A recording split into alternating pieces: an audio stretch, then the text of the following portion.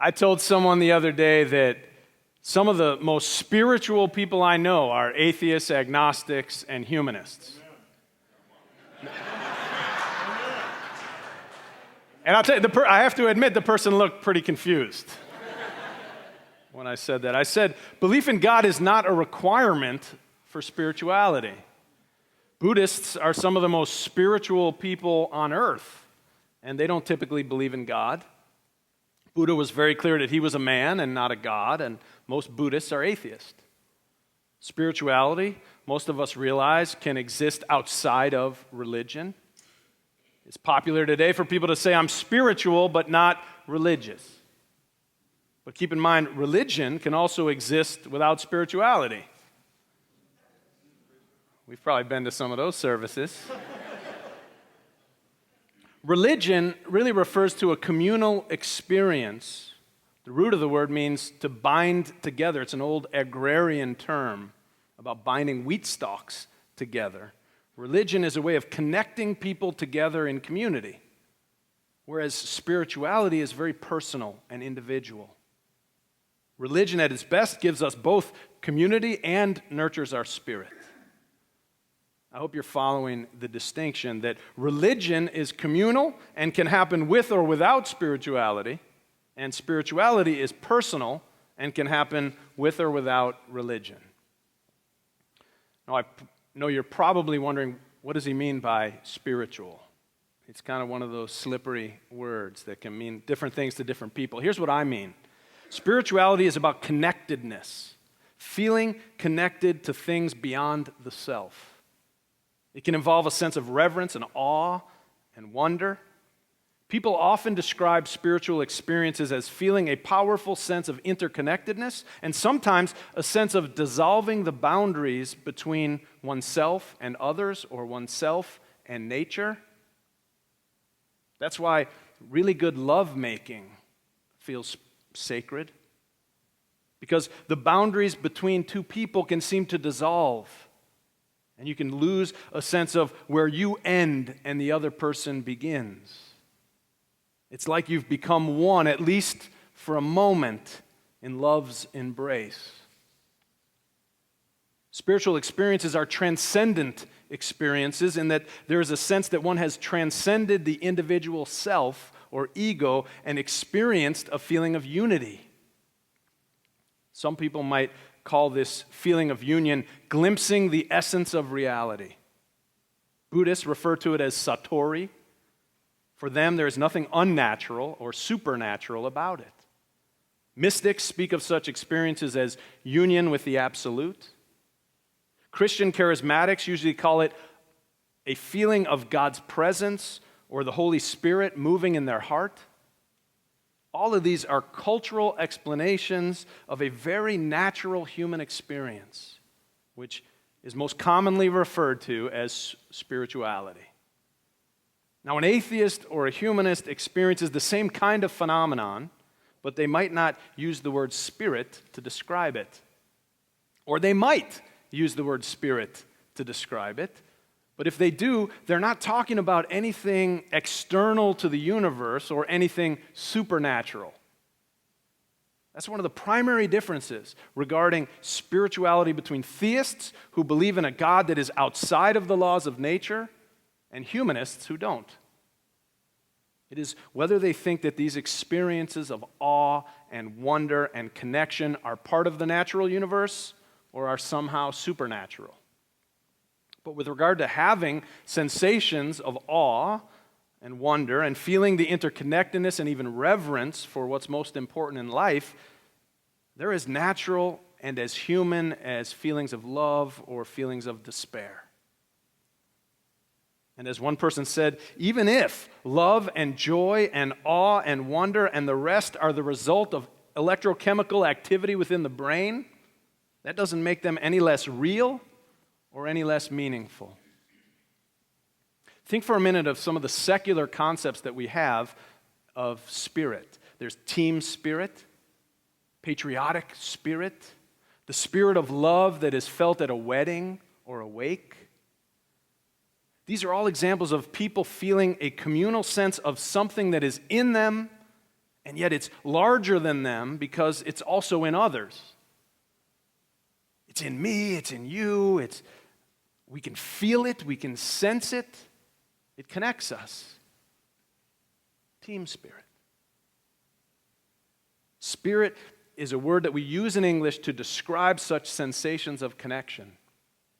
Atheists experience the same feelings and phenomenon as much as anyone else, but they're clear that nothing that happens ever violates the nature of the universe. And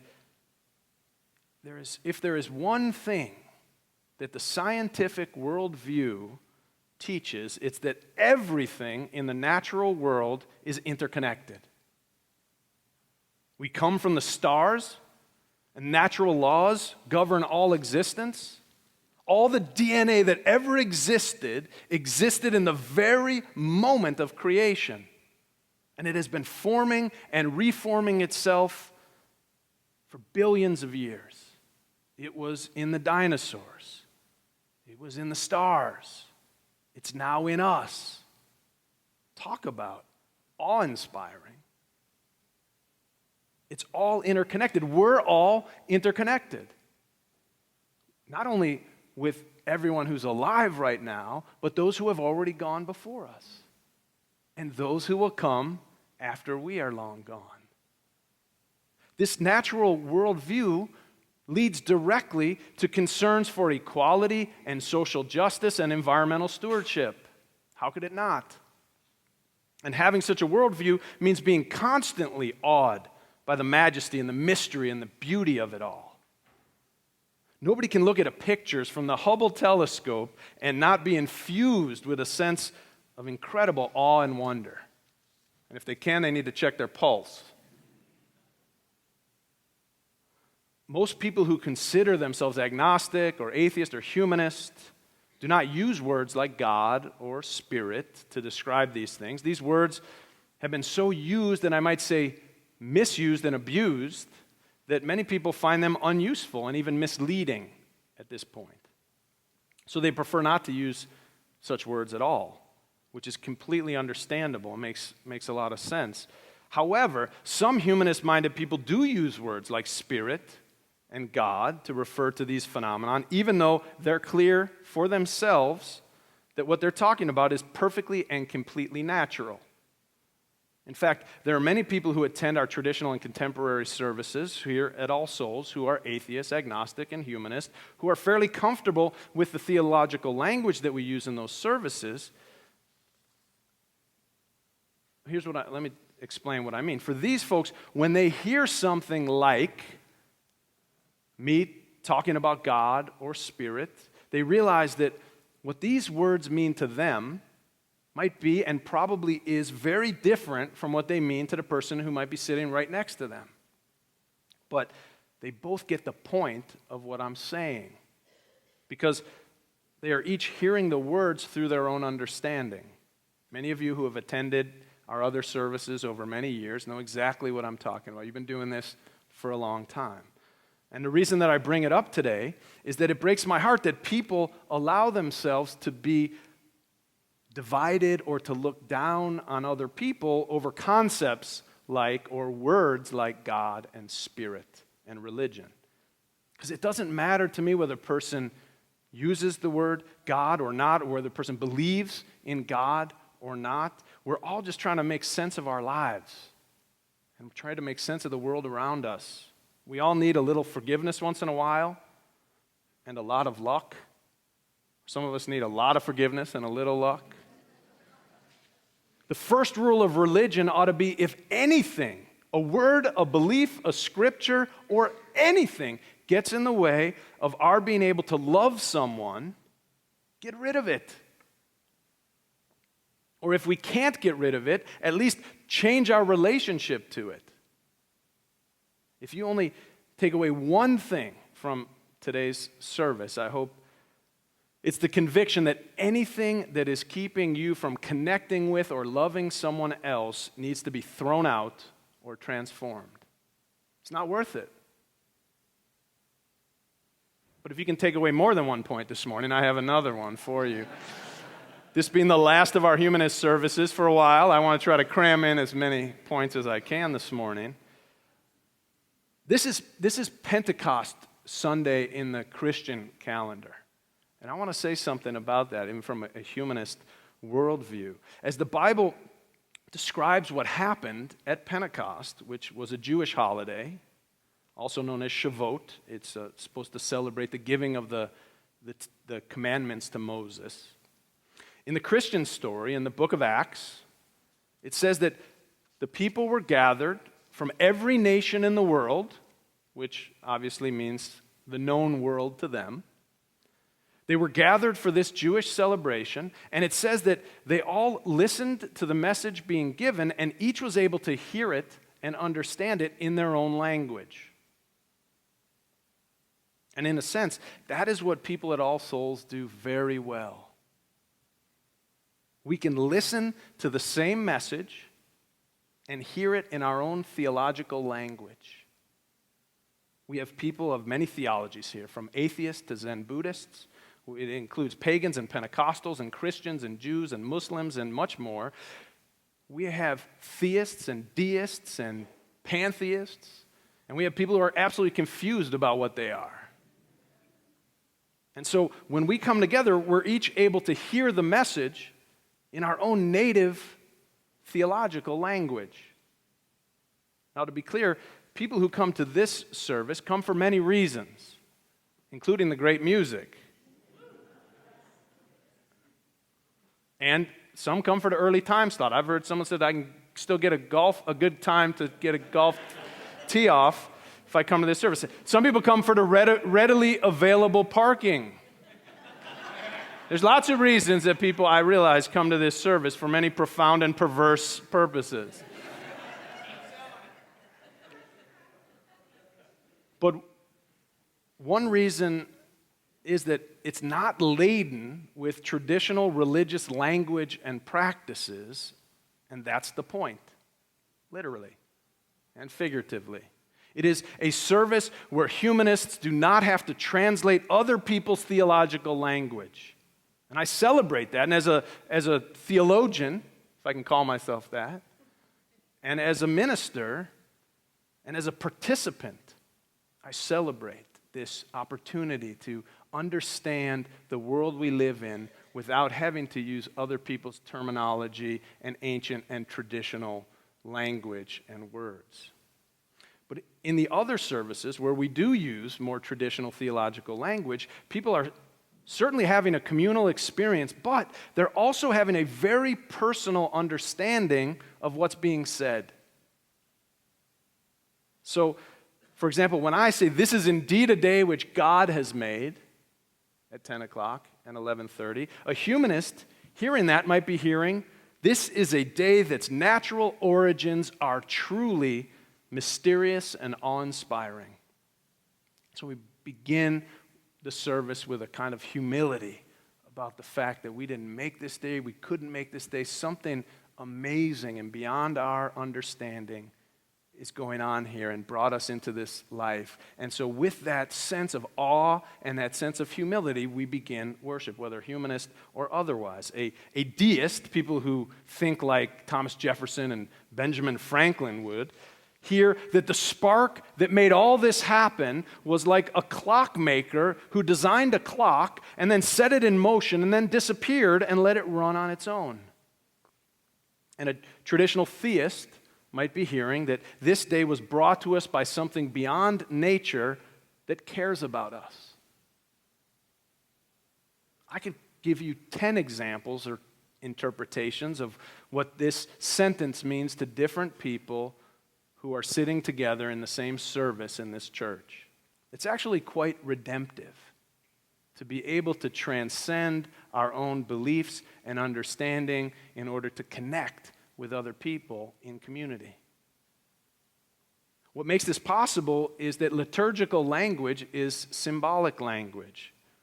Liturgical language means the language that's used in worship, in corporate worship. And it's symbolic language, which means that it does not refer to something specific like a sign. A symbol is different from a sign. Sign refers to something specific, so something exact. So a sign that says men's room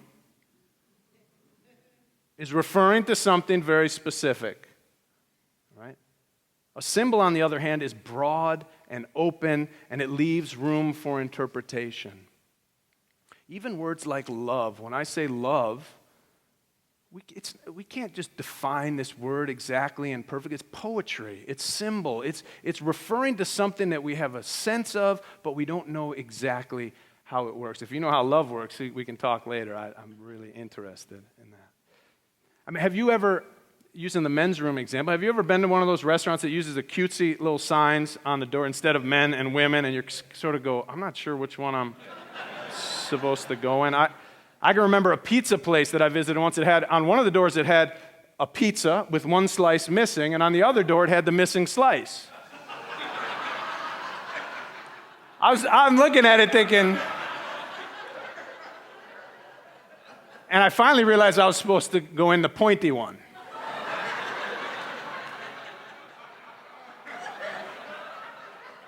I think I got the right one because it had a urinal in it when I got in there, so I don't think women's rooms have those. Another one, a seafood restaurant I visited once had 2 starfish. I wasn't even sure that it was the restroom when I got there. But then I noticed that one of the starfish had an extra little appendage. And I figured that was for the boys, right? But back to my subject. The problem that plagues many religions today is that people have lost their ability to understand religious language as symbolic. And so that they've turned symbols into literal and concrete signs. And that's why words like God have become unusable and unuseful for many people, because others have made these words mean something very specific and literal to them rather than being broad and open to interpretation. But I realize this humanist service is ending for the summer after today, and so I want to encourage you, especially, maybe even challenge some of you who have never done this before, to attend one of the other services over the summer and experiment with hearing the traditional theological language as symbolic. For some of you, that will require not letting it push your buttons. You might need to forget about what old Father so-and-so or old Sister Superior wagging her finger told you that you had to believe. You had to believe it this way or that way or else. And you might be thinking, it's probably time to get them out of my head anyway. I'll tell you, when the other ministers in this church or I talk about God, we are not referring to anything external to the universe or supernatural. Never. So even if it's not your preferred language, I hope that you will never let words or semantics keep you from connecting with the message or the meaning or the ministers or the members of this congregation. Because anything that's keeping us from connecting or loving others should either be thrown out or we need to transform our relationship with them. Now, one thing I love about the Pentecost story, to go back to that for a second, is that it tells us that the church, if you will, began with its very first service 2,000 years ago as a completely multicultural, multi-ethnic community. It says people from every nation in the known world were present. It wasn't some 21st century strategy that somebody cooked up to fill the pews. It wasn't the way, it was the way that it was meant to be and the way that it was at the very beginning. Now, I may be wrong about a lot of things, and I'm sure I am. But if there is one thing that I believe with all of my heart, it's that the human family is meant to be together and to learn to appreciate and love one another. And the work of community and the work of religion at its best is bringing people together across our differences to better understand one another. I heard someone say that there's the now story about what's happening in the world right now, and then there's the not yet story, which is the story about what's not yet happening, but what we hope for. All Souls is a place where we start to live the not yet story now for at least 1 hour or 1 day a week. All Souls is where we come to imagine and create a picture of our hoped-for reality. And the church allows us not only to imagine it, but to work to enact and embody it right here. So that we can take the experience that we have at All Souls and take it out into the world in our everyday lives, to our workplace, to our schools, to our families, to wherever. Why do we do this? Why does it matter? Because the now story of our world today has some serious problems. The now story we're in includes high rates of hunger in Oklahoma, and incredibly high rates of incarceration and drug addiction in Oklahoma, and the unbearably poor state of education all across the nation, and rapidly increasing levels of income inequality, disgusting rates of sexual abuse in the military, astronomical rates of suicide among veterans, the rapid spread of diseases like cholera and malaria and HIV around the world in places like sub-Saharan Africa, or the sex trafficking of young girls. Fortunately, we took a step today to try to help that with our offering. Or the risk of climate change and nuclear proliferation, which threatens our children and our grandchildren's very survival. That's the now story that we're in. But we can imagine something better. And it starts right here. I want to be part of the solution in my lifetime. I want us to be part of the solution together in our lifetimes. I want here to be a place where we have a chance to be the change that we hope to see. This kind of care for one another, this kind of passion for the world and hope of people having food, education, living without abuse, that kind of world that we can imagine and we can help make possible by how we live our lives.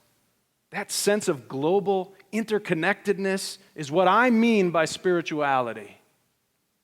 And some of the atheists I know are the most spiritual people in the world. Thank you.